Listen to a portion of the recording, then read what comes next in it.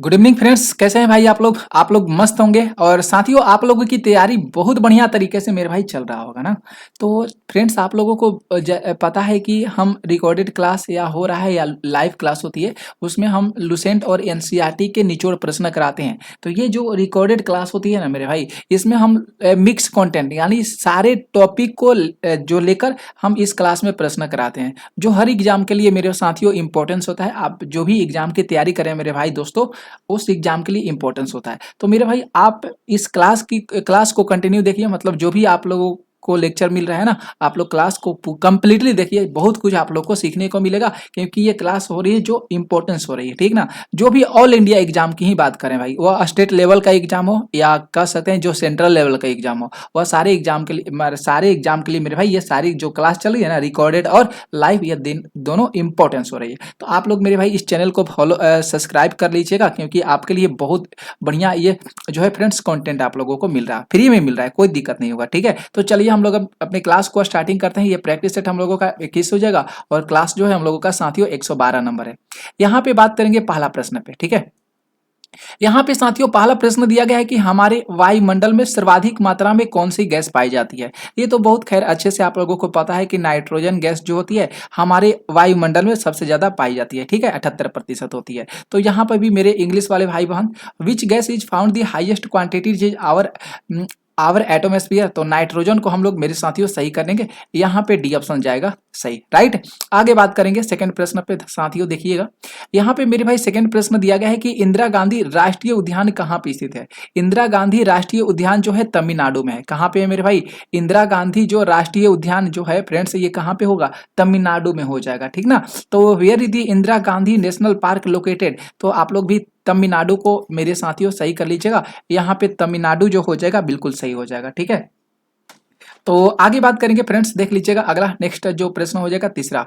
यहाँ पे देखिएगा तीसरा प्रश्न कितना बढ़िया प्रश्न है फ्रेंड्स, कि विश्व विरासत दिवस है कब मनाया जाता है। विश्व विरासत दिवस कब मनाया जाता है? तो साथियों 18 अप्रैल को मनाया जाता है। कब मनाया जाता है मेरे भाई? तो विश्व जो विरासत दिवस होता है मेरे भाई, वह 18 अप्रैल को मनाया जाता है ना। तो ये क्लास मेरे भाई इंपॉर्टेंस है। विश्व विरासत दिवस कब मनाया जाता है साथियों? तो 18 अप्रैल को मनाया जाता है। कभी गलत नहीं होना चाहिए, ठीक है। तो इसे ध्यान में आप लोग रख लीजिएगा। इसके आगे बात करेंगे इंग्लिश वाले भाई, which is the world heritage day celebrated. तो 18 अप्रैल को मेरे भाई सही कर लीजिएगा, 18 अप्रैल को मनाया जाता है, ओके। आगे बात करेंगे, प्रश्न देखिएगा अगला चौथा प्रश्न है भाई। यहाँ पे चौथा प्रश्न दिया गया है फ्रेंड्स, कि निम्न में से किस देश में अल्पास्य पर्वत श्रेणी का विस्तार नहीं है। बहुत सुंदर सा प्रश्न, झकास प्रश्न है भाई, कि निम्नलिखित में से किस देश में अल्पास्य पर्वत श्रेणी का विस्तार नहीं है। तो फ्रेंड्स याद रख लीजिएगा, उस देश का नाम हो जाएगा इंग्लैंड। उस देश का नाम क्या होगा मेरे भाई? इंग्लैंड हो जाएगा, ठीक है। इसके बाद हम लोग इंग्लिश वाले भाई देखिएगा, in which of the following country in the Alps mountain range in extended. तो आप लोग यहाँ पे जो है इंग्लैंड को सही कर लीजिएगा, ठीक है। नेक्स्ट आगे बात करेंगे, प्रश्न 5 है। यहाँ पे प्रश्न 5 है भाई, कि निम्नलिखित में से सामान्य परिस्थिति में वृक्ष के पत्तों की सरसराहट का डेसिबल स्तर प्रदर्शित करता है। मतलब जो वृक्ष के पत्तों की जो सरसराहट जो है फ्रेंड्स, इसको डेसिबल में आप लोगों को बताना होगा, क्योंकि आप लोगों को बहुत अच्छे तरीका से मेरे साथियों पता है कि ध्वनि का जो मात्रक होता है ना, उसको डेसिबल में होता है। ध्वनि का मात्रक क्या होता है? डेसिबल होता है। तो इसलिए 100 डेसिबल को मेरे भाई आप लोग सही कर लीजिएगा। 100 डेसिबल यानी 100 डीबी, यानी डीबी को मेरे साथियों डेसिबल के ही नाम से जाना जाता है, ठीक ना। तो आप लोग 100 डीबी को सही कर लीजिएगा। वाट What is the decibel level of the rustling of tree leaves under normal condition? तो यहाँ पे 100 डेसिबल को मेरे इंग्लिश वाले भाई आप लोग भी सही कर लीजिएगा, ठीक है।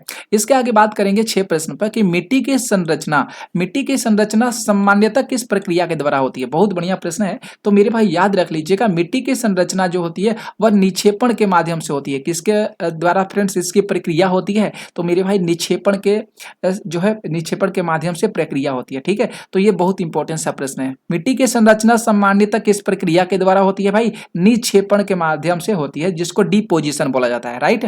तो यहाँ पे भी साथियों देख सकते हैं कि soil is generally form by which process. तो डिपोजिशन को आप लोग सही करिएगा, निक्षेपण होता है, राइट। इसे ध्यान रख लीजिएगा। बहुत बढ़िया बढ़िया झकास प्रश्न करा रहे हैं, ठीक है। यहाँ पे 7 प्रश्न की बात करेंगे भाई, कि खंभात की खाड़ी किसके मध्य स्थित है। खंभात की खाड़ी किसके मध्य स्थित है? तो फ्रेंड्स यहाँ पे ऑप्शन के अनुसार अगर याद रख लीजिएगा, भावनगर और सूरत को सही करिएगा, ठीक है। जो भावनगर और सूरत दिया गया है ना फ्रेंड्स, इसे हम लोग सही करेंगे कि खंभात की खाड़ी किसके मध्य स्थित है, यानी बीच में स्थित की बात किया है, तो भावनगर और सूरत को सही करिएगा। यहाँ पे बी जो ऑप्शन हो जाएगा ना सर फ्रेंड, हम लोग सही कर लेंगे, ओके ना भाई। यहाँ पे भी देख सकते हैं, between which two place is the gulf of Khambhat located, तो भावनगर और मेरे साथियों सूरत को सही करिएगा। नेक्स्ट बात करेंगे, अगला प्रश्न जो है फ्रेंड्स देख लीजिएगा, एड प्रश्न सोमपेन की बात किया है। सोमपेन आदिवासी का निवास स्थान कहाँ पे है? सोमपेन जो आदिवासी होते हैं ये कहाँ पे पाए जाते हैं? निकोबार में पाए जाते हैं। सोमपेन आदिवासी कहाँ पे मेरे साथियों पाए जाते हैं? निकोबार में। कहाँ पे भाई? निकोबार में, कभी भूलना नहीं है। तो यहाँ पे भी देख सकते हैं जो सोमपेन ट्राइब्स है रिसाइड इन, तो निकोबार को आप लोग मेरे भाई सही कर लीजिएगा ना, सी ऑप्शन मेरे साथियों सही चला जाएगा। नेक्स्ट प्रश्न की बात करेंगे, प्रश्न 9 है साथियों कि बादल किस मंडल में अवतरित होते हैं? बादल जो होते हैं किस मंडल में अवतरित होते हैं? तो क्षोभ मंडल में होते हैं।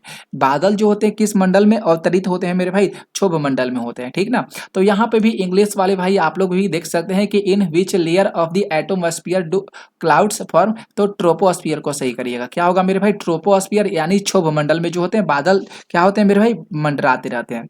इसके आगे बात करेंगे 10 प्रश्न भाई। यहाँ पे 10 प्रश्न दिया गया है कि नेशनल स्टॉक एक्सचेंज की स्थापना की स्तुति किस समिति के द्वारा किया गया था? बहुत बढ़िया और मेरे साथियों बहुत शानदार सा प्रश्न है कि नेशनल स्टॉक एक्सचेंज की स्थापना की संस्थिति जो है किस समिति के आधार पे किया गया था? बहुत बढ़िया, बहुत सा शानदार सा प्रश्न है। तो फिरवानी समिति को सही करिएगा मेरे साथियों, क्या होगा? फिरवानी समिति यहाँ पे आप लोग सही कर लीजिएगा ना, बहुत बढ़िया हो जाएगा। और आप लोग साथियों NSE से भी इसका फुल फॉर्म याद रख लीजिएगा कि हो सकता है एग्जामिनर प्रश्न पूछ सकता है कि NSE का फुल फॉर्म क्या हो सकता है, तो नेशनल स्टॉक एक्सचेंज आप लोग याद रख लीजिएगा। इसकी स्थापना किस समिति के माध्यम से किया गया था? तो इसकी स्थापना जो है फ्रेंड्स फिरवानी समिति के माध्यम से किया गया था ना।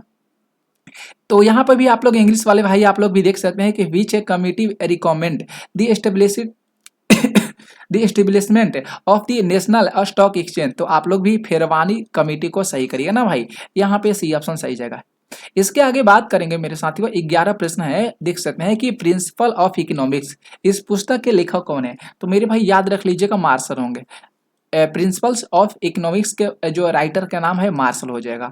तो who is the author of the books principle of economics, तो मार्शल, यहाँ पे इंग्लिश वाले भाई सही करिएगा, बी राइट आंसर, ठीक है। नेक्स्ट बात करेंगे 12 प्रश्न है कि भारत के कार्यवाहिक, यहाँ पे ध्यान रखिएगा प्रश्न पे इंपॉर्टेंस है मेरे साथ यो प्रश्न करवाएं। भारत के कार्यवाहक होना चाहिए ना, ठीक ना। भारत के कार्यवाहक मुख्य न्यायाधीश की नियुक्ति कौन करता है मेरे साथियों? भारत के कार्यवाहक मुख्य न्यायाधीश की नियुक्ति कौन करता है मेरे भाई? तो नियुक्ति किया जाता है जो राष्ट्रपति के पूर्व स्वीकृति से भारत के जो मुख्य न्यायाधीश होते हैं ना साथियों, इन्हीं के द्वारा भारत के जो कार्यवाहक होते हैं मुख्य न्यायाधीश, इनका नियुक्ति किया जाता है, ठीक है। तो यहाँ पे मेरे भाई आप लोग डी ऑप्शन को सही कर लीजिएगा ना। Who appointed the acting chief justice of India, तो आप लोग भी डी ऑप्शन को सही कर लीजिएगा, chief justice of India with the Periyar approval of the president, right. तो डी ऑप्शन सही जाएगा। इसके आगे बात करेंगे 13 प्रश्न है कि 1935 ईस्वी का भारत शासन अधिनियम में कितनी अनुसूचियां थी? बहुत बढ़िया प्रश्न है। तो अनुसूचियां भाई 10 था ना, यहाँ पे याद रख लीजिएगा 1935 का भारत शासन अधिनियम में कितनी अनुसूचियां थी? तो भाई 10 था, सी ऑप्शन यहाँ पे सही जाएगा। How many schedule were there in the government of India act, तो आप लोग 10 को सही करिएगा। 10 1935 नंबर है भाई, गवर्नमेंट ऑफ इंडिया एक्ट 1935 1935, तो 10 को आप लोग सही कर लीजिएगा। 14 प्रश्न की बात करेंगे साथियों, 11वीं अनुसूची के अंतर्गत पंचायती राज संस्थाओं को कार्य करने के लिए कितना विषय को प्रदान किया गया है? बहुत बढ़िया प्रश्न है। तो यहाँ पे 29 विषयों को जो है फ्रेंड्स प्रदान किया गया है।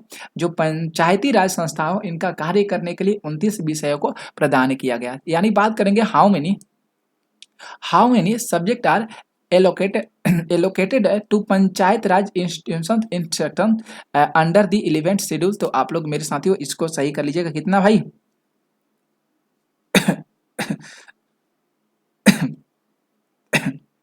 ठीक है, सॉरी फ्रेंड्स, 29 को आप लोग सही कर लीजिएगा ना, 29 यहाँ पे सही चला जाएगा। आगे बात करेंगे फ्रेंड्स देख लीजिएगा अगला प्रश्न कितना बढ़िया है, मिलान करने वाला फ्रेंड्स प्रश्न है कि सूची 1 भारतीय संविधान में विदेशी स्रोत और यहाँ पे देश का नाम दिया गया है। बहुत बढ़िया और बहुत शानदार सा ये प्रश्न है, ठीक है।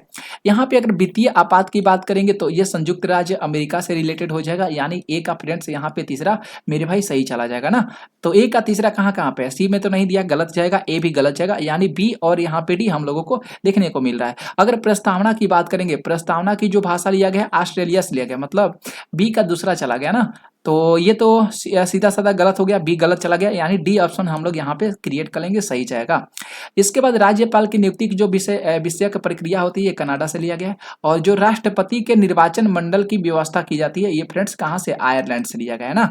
तो मेरे भाई ये इंपॉर्टेंस हो जाता है, आप लोग सी का यहाँ पे पहला कर लीजिएगा और डी का यहाँ पे मेरे भाई चौथा जाएगा। 3 2 1 4 आप लोग डी ऑप्शन को सही कर लीजिएगा, ठीक है फ्रेंड्स। और एक बार मेरे साथियों आप लोग इस क्लास की जो वीडियो है आप लोग शेयर कर दीजिएगा, क्योंकि आप लोगों का योगदान जो है ना मेरे साथियों, आप लोग का योगदान इस चैनल को बड़ा करने में, इस फैमिली को बड़ा करने में बहुत ज़्यादा सामर्थ्य जो है साबित हो सकता है। फ्रेंड्स आप लोग ही तो हमारे लिए सब कुछ है ना। तो फ्रेंड्स आप लोग ध्यान में रख लीजिएगा, मेरे भाई आप लोगों से रिक्वेस्ट है आप लोग इस चैनल को शेयर भी आप लोग करते रहिएगा ना। इस परिवार का बड़ा करने में आप लोग का योगदान बहुत अच्छे तरीका से होना भी चाहिए, ठीक है फ्रेंड्स। तो यहाँ पे फाइनेंशियल इमरजेंसी की बात की है तो यूएसए से लिया गया है, यानी ए का यहाँ पे मेरे भाई तीसरा सही कर लीजिएगा। लैंग्वेज ऑफ द प्रीएम्बल की बात किया गया है तो लैंग्वेज ऑफ द जो प्रीएम्बल है फ्रेंड्स है आप लोग ऑस्ट्रेलिया को सही करिएगा, बी का दूसरा जाएगा सही। गवर्नर अपॉइंट्स जो प्रोसीड्यूर जो दिया गया है ये कहाँ से लिया गया है तो मेरे भाई याद रख लीजिएगा ये कनाडा से लिया गया ना। यहाँ पे सी का क्या होगा, पहला जाएगा। Electoral college system for president ये आयरलैंड से लिया गया है तो डी का चौथा जाएगा। 3 2 1 4 को मेरे भाई आप लोग भी सही कर लीजिएगा। आगे बात करेंगे 16 प्रश्न पे। 16 प्रश्न है भाई कि संविधान के किस अनुच्छेद में अनुसूचित जातियों, अनुसूचित जनजातियों और अन्य दुर्बल वर्गों की शिक्षा की अभिवृद्धि की व्याख्या किया गया। बहुत बढ़िया, बहुत शानदार सा प्रश्न है। तो मेरे भाई आर्टिकल 29 यहाँ पे सीधा सा चला जाता है ना, आर्टिकल 29 यहाँ पे सीधा सा चला जाता है, ए ऑप्शन सही जाएगा। यानी बात किया गया है कि which article of the constitution explains the promotion of the education for scheduled caste, ठीक है। इसके बाद scheduled tribes and other weaker selection था, आर्टिकल कितना होगा मेरे साथियों 29, ठीक है।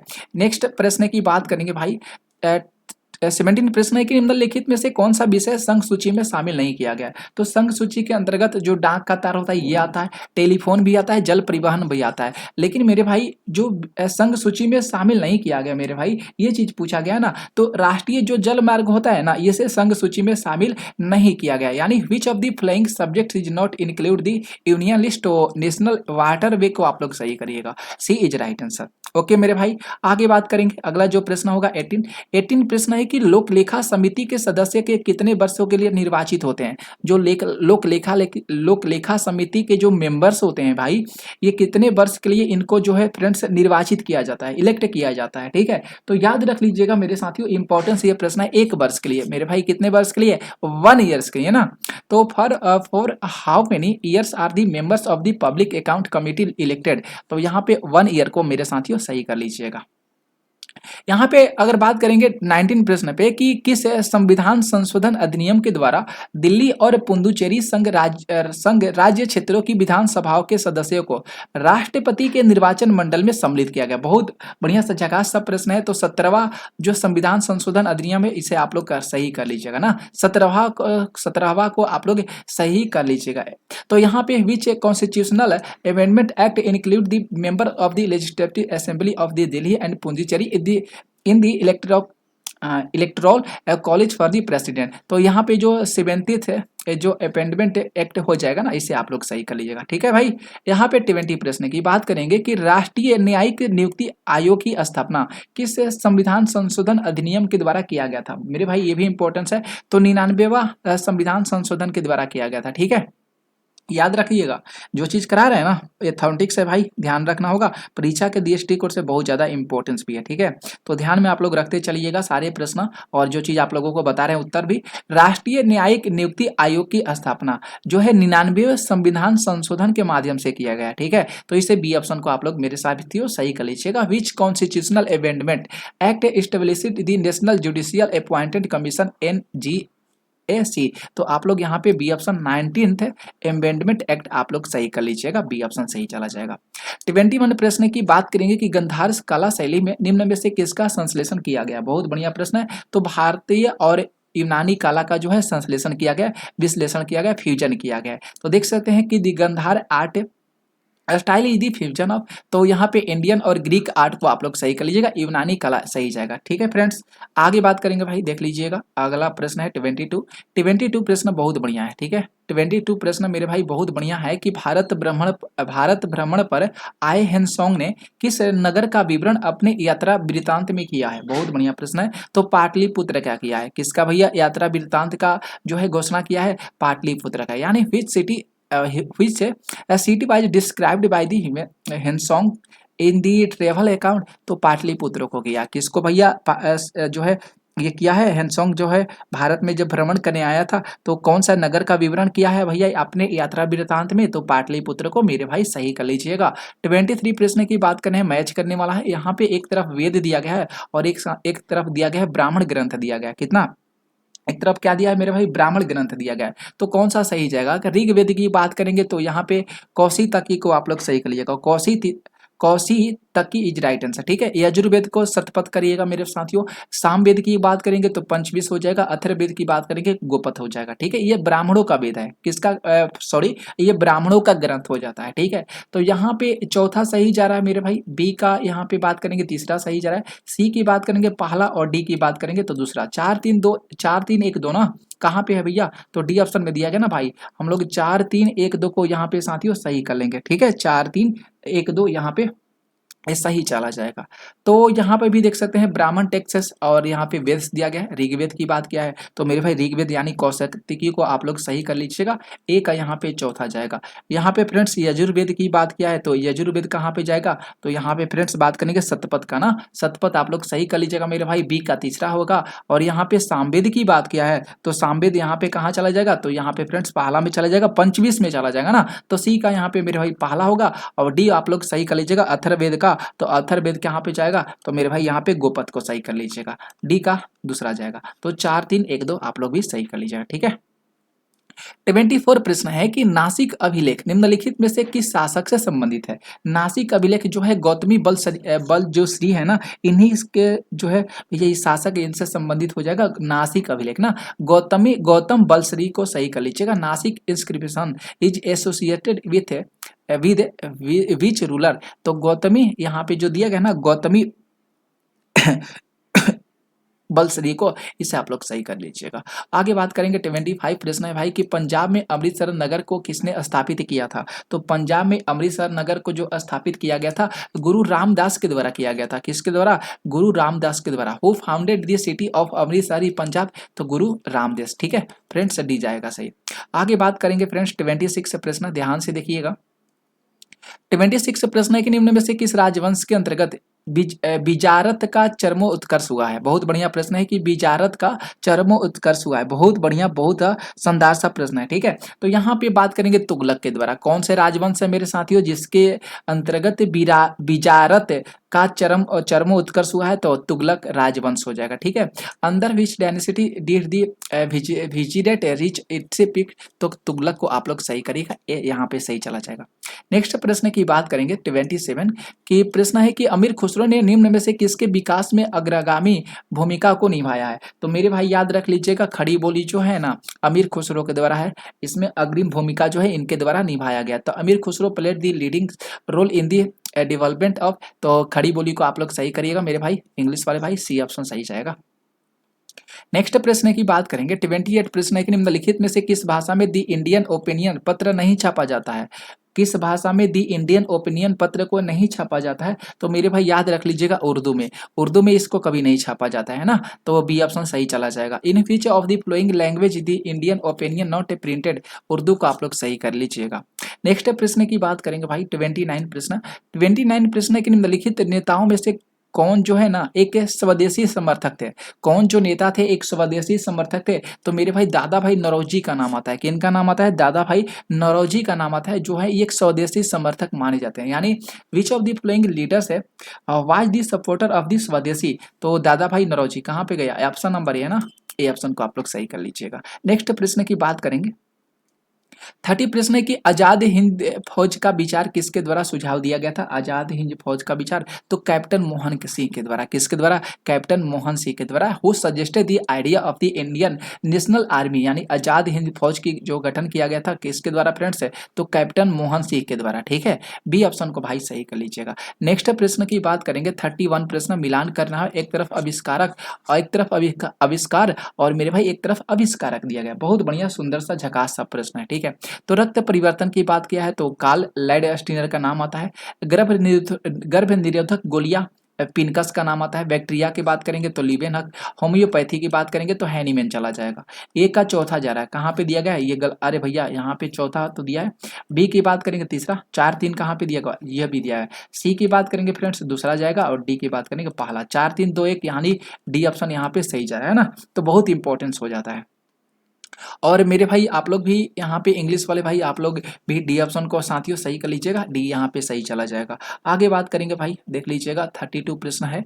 निम्नलिखित में से कौन सी बीमारी, यहाँ पे फंक्स के बाद दिया गया। फंक्स का मतलब क्या होगा? फफूंद होता है। क्या होता है मेरे भाई? फफूंद होता है। फाफूंद वही फफूंद होता है, किसके कारण होता है? जो फाफूंद होता है फंक्स की बीमारी होता है भाई, तो ये होता है मेरे साथियों एथलीट फूड के माध्यम से होता है। किससे होता है? Athlete foot. यानी which of the following disease in the cause by the fungus, तो एथलीट उसको हम लोग सही करेंगे। Athlete foot is right answer.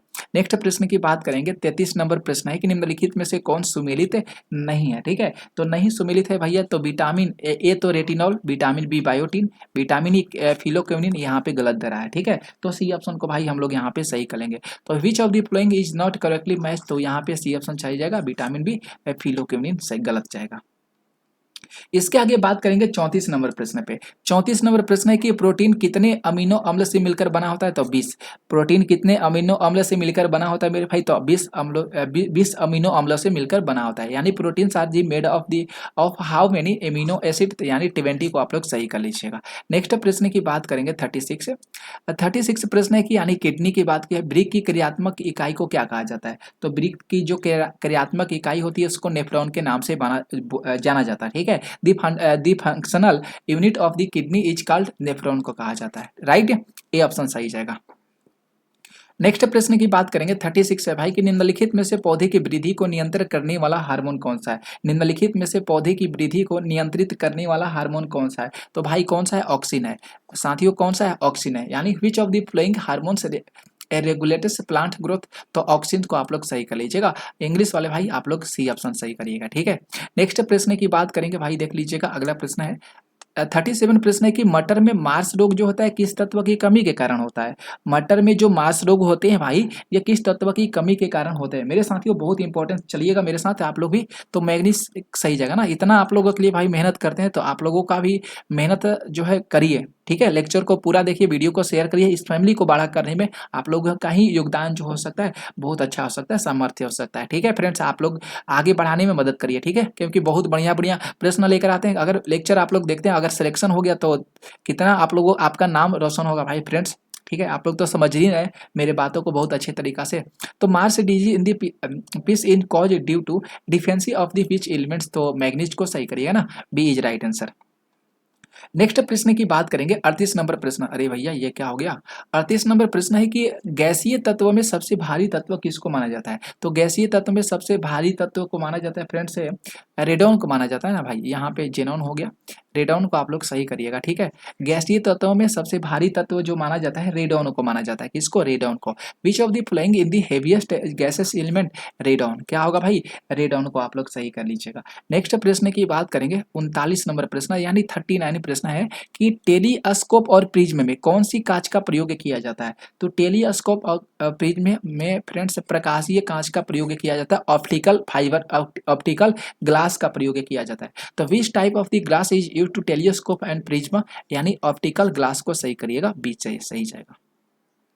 यहाँ पे बहुत बढ़िया प्रश्न। ठीक है, यहाँ पे भाई बहुत बढ़िया प्रश्न बात की कासा की बात है। कासा जो होता है कौन कौन से तत्वों का मिश्रण होता है? कासा जो होता है फ्रेंड्स कौन कौन से तत्वों का मिश्रण होता है? यानी कॉपर और टीन का मिश्रण होता है। किसका? Cu प्लस एसएन का जो होता है कासा मिश्रण होता है, कासा होता है। ठीक है, बी ऑप्शन को सही जाएगा। Kansa is an alloy of which elements, तो आप लोग कॉपर और टीन को कर लीजिएगा सही, एसएन सही जाएगा।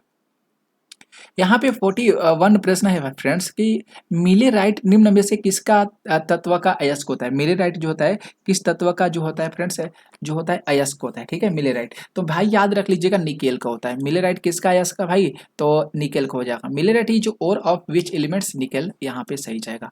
नेक्स्ट प्रश्न की बात करेंगे, अगला प्रश्न है 42 प्रश्न है कि मिथाइल ऑरेंज के अम्लीय विलयन का रंग कैसा होता है। तो मेरे भाई याद रख लीजिएगा उसका रंग गुलाबी होता है। कैसा होता है, मिथाइल ऑरेंज का अम्लीय विलयन का रंग गुलाबी होता है। और what is the colour of methyl orange in an acidic solution, तो यहाँ पे पिंक कर लीजिएगा ना भाई, पिंक यहाँ पे सही चला जाएगा। नेक्स्ट प्रश्न की बात करेंगे 43 प्रश्न है कि मिलान करना है सूची 1 और सूची यहाँ पे 2 दिया गया, ठीक है। यहाँ पे देखते हैं कार्बोरेटर की बात किया है, तो कार्बोरेटर मेरे भाई जी डेमलर के द्वारा, ठीक है, ए का यहाँ पे चौथा जाएगा। इसके आगे डायनेमो माइकल फ्रेडे, यानी बी का तीसरा सही जाएगा। नायलॉन की बात करेंगे फ्रेंड्स है तो वालिस कैरियास को सही कर लीजिएगा, डॉक्टर वालेस कैरियास, ठीक है। सी का क्या होगा, दूसरा होगा। और डी की बात करेंगे स्टील का तो हेनरी लेसमर को सही करिएगा, यहाँ पे पहाड़ा जाएगा, ठीक है। तो 4 3 2 1 को सही कर लीजिएगा, सी ऑप्शन सही जाएगा। तो यहाँ पे कार्बोरेटर की बात किया तो फ्रेंड्स माइकल फेराडो को यहाँ पे सही कर लीजिएगा। ये क्या क्या होगा भैया, अरे भैया यहाँ पे तो हमने गलती कर दिया, माइकल फेराडे कहाँ पे होंगे फ्रेंड्स, माइकल फेराडे गलत जगह ना, जी मेडलर को आप लोग सही करिएगा। ओहो, कार्बोरेटर यहाँ पे क्या होगा फ्रेंड्स, जी मेडलर को आप लोग सही कर लीजिएगा। डायनेमो की बात क्या है तो मेरे भाई डायनेमो यहाँ पे चल जाएगा, माइकल फेराडे डायनेमो होगा ना। यहाँ पे नाइलॉन की बात करेंगे तो डॉक्टर वालिस कैरियार्स को सही करिएगा। और स्टील की बात करेंगे तो हेनरी लेसमर को सही करिएगा। तो 4 3 2 1 यहाँ पे भी सही जा रहा है, आप लोग भी मेरे साथियों सही करिएगा, 4 3 2 1। आगे बात करेंगे कि निम्न में से किस दो राशि का एसआई मात्रक जो होता है समान होता है, ठीक है, बहुत बढ़िया है। तो कार्य और ऊर्जा की बात करेंगे ना, इसकी ये जो दोनों राशि है भाई, इसका मात्रक जो होता है समान होता है, यानी which two quantities have the same SI unit work और एनर्जी को सही करिएगा, बी ऑप्शन सही जाएगा। आगे भाई देखेंगे जो 46 नंबर प्रश्न है भाई कि यहाँ पे प्रश्न बहुत बढ़िया दिया गया है, ठीक है। 46 ध्यान में रख लीजिएगा, ठीक है फ्रेंड्स। है यहाँ पे भाई 46 प्रश्न की बात किया है कि अरे भैया ये कैसा है, अरे भैया 45 प्रश्न है ना, कि 45 प्रश्न है कि भारत यहाँ पे होना चाहिए ना भैया, भाषा कैसे दिया है, यहाँ पे भारत होना चाहिए। भारत की जलवायु परिवर्तन पर प्रथम राष्ट्रीय क्रिया योजना को कब प्रकाशित किया गया था, ठीक है, इस तरह का प्रश्न है। तो 2008 में किया गया था। हम यहाँ पे भाषा लिखा गया था लेकिन गलत जाएगा, वहीं तो सोचने लगे हैं कि भैया जलवायु यहाँ पे आ गया तो भाषा की जलवायु कैसे हो जाएगा, भारत की जलवायु होगा ना भाई, इंडिया की जलवायु होगा ना। तो देख सकते हैं यहाँ पे दिया गया इंडियन से first national action plan the climate published, क्योंकि इंग्लिश में सही देगा ना, हिंदी में मेरे साथियों टाइपिंग थोड़ा सा मिस्टेक हो जाता है, इंग्लिश में फटाफट टाइपिंग हो जाता है ना। तो 2008 को मेरे साथियों सही कर लीजिएगा, इंग्लिश वाले भाई आप लोग भी 2008 को सही कर लीजिएगा। आगे बात करेंगे भाई 46 प्रश्न है कि ताप बढ़ने पर चालक की चालकता पर क्या प्रभाव पड़ता है। तो ताप बढ़ने पर चालक की प्रभावता जो होती है घट जाती है, क्या होती है मेरे भाई, ये घट जाती है। यानी what happen the conductivity of a conductor when the temperature increase, तो क्या होता है, डिक्रीज होता है, क्या होता है भाई, डिक्रीज होता है, घट जाता है। नेक्स्ट प्रश्न की बात करेंगे भाई 47 नंबर प्रश्न पे। 47 प्रश्न है कि निम्नलिखित में से किस माध्यम में ध्वनि की चाल सर्वाधिक होती है। तो ध्वनि की चाल जो होती है सर्वाधिक, यहाँ पे ऑप्शन के अनुसार मारेंगे तो एल्युमिनियम में होता है, किसमें होता है, एल्युमिनियम होता है। In which of the following mediums in the speed of sound highest, तो एल्युमिनियम होता है, किसमें होता है फ्रेंड्स, एल्युमिनियम होता है, ऑप्शन के अनुसार एल्युमिनियम हो जाएगा, ठीक है। अगर 48 प्रश्न की बात करेंगे कि निम्नलिखित में से कौन विद्युतीय चुंबकीय तरंग नहीं है, चुंबकीय तरंग नहीं है। तो अगर फ्रेंड्स अल्फा किरण ना, मेरे भाई अल्फा किरण को आप लोग सही कर लीजिएगा, ये जो होगा विद्युत चुंबकीय तरंग नहीं हो जाएगा, यानी इलेक्ट्रोमैग्नेटिक वेव जो है यहाँ पे अल्फा जो रे है ना, ये नहीं हो जाएगा, ठीक है। नेक्स्ट प्रश्न की बात करेंगे भाई 49 नंबर प्रश्न 49 की कौन सा सुमेलित नहीं है, गलत पूछा गया है।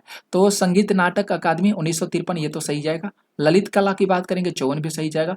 भारतीय पुरातत्व संरक्षण 1861, ये भी भैया। और यहाँ पे सभी सुमिलित है, अरे भैया यहाँ तो डी ऑप्शन को हम लोग सही करेंगे ना, सुमिलित नहीं है भाई, कोनो गलती नहीं है, सारा चीज सही है, तो आप लोग सही कर लें, ठीक ना, बुझा था ना, समझ में आवता कि नहीं समझ में आवत हुई समझ में। विच of the following is not correctly matched, तो यहाँ पे डी ऑप्शन को आप लोग सही कर लें, सही कलम जा, ठीक बा। आगे बात देखम जा अगला प्रश्न जौन बा ना 50 नंबर। यहाँ पे जौन 50 नंबर प्रश्न कह रहल बा कि फेडरेशन कप जौन बा किस खेल से संबंधित बा, ठीक बा। साथियों ध्यान में रख लीजिएगा, थोड़ा सा भोजपुरी बोलने में कितना मस्त लगता है ना, लेकिन हो सकता है सॉरी आप लोग को अगर गलत मान लीजिएगा तो। फेडरेशन कप किस खेल से संबंधित बा, तो भाई याद रखम जा यहाँ पे फुटबॉल से रिलेटेड हो जाएगा। फेडरेशन कप जो हो जाएगा फुटबॉल से रिलेटेड हो जाएगा, ठीक है। इंग्लिश वाले भाई आप लोग भी देख सकते हैं, federation cup is related to which sport, football को आप लोग सही कर लीजिएगा ना, बी ऑप्शन यहाँ पे साथियों सही चला जाएगा। तो मेरे भाई ये क्लास आप लोगों को कैसा लगता है आप लोग जरूर कमेंट करके बता दीजिएगा भाई, और आप लोग इस वीडियो को शेयर कर दीजिएगा जो भी आप लोगों के पास दोस्त मित्र होंगे, ठीक है। और फैमिली को बड़ा करने में आप लोगों का योगदान जो हो सकता है बहुत समर्थ हो सकता है भाई, ध्यान में रख लीजिएगा। तो मिलेंगे अगले क्लास में, आज के लिए थैंक यू।